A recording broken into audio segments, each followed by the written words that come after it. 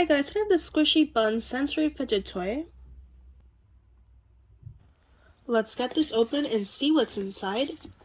I like this basket design, and then here is the fidget toy. There is some dirt on here even though this is new.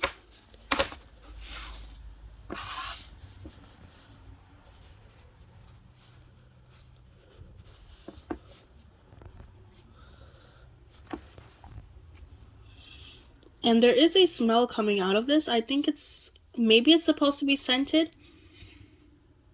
My nose is like partially blocked, so I can't tell if it's a good smell or bad smell.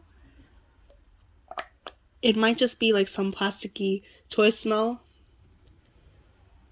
And I wonder what's inside here.